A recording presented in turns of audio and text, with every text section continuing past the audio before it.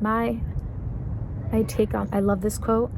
I love it because it's, to me, what doing shadow work is all about.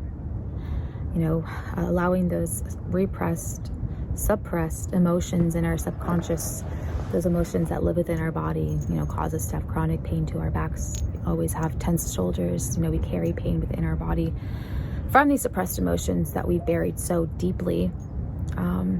And so when you finally let go of the fear or the attachment to these dark shadows that we all have, traumas, programs, patterns, what happens is you no longer allow it to have power over you anymore, because it only has power over you when you submit and when you play dead to it being there.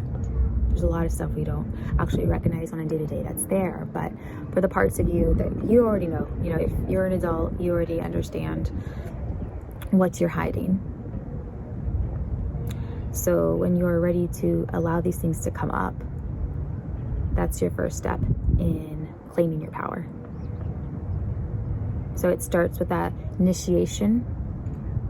But before that even starts, because that comes from your end, before that even starts, you know, your shadows are creeping up because you are ready to tackle them. You are ready to see them, understand them, get them, and just look at it like a lesson, ultimately, because that shadow will remain until you learn your lesson.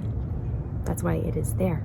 The lessons will slap you and slap you and slap you over and over to wake you up to them until you do.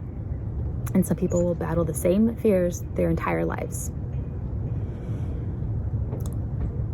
Yeah, excuse me. My roommate just locked out here, poor thing.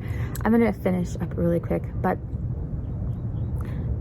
when you're ready to face your shadows and not hold any attachment or labeling them as negative or bad and just allow them to come up to the surface, when you're ready to do that, please know that it is a cleansing process. And sometimes it gets messy, but it is a cleansing process, and you come out more purified and available energetically. You have more space. That is called healing. That is called transforming yourself. That is shadow work.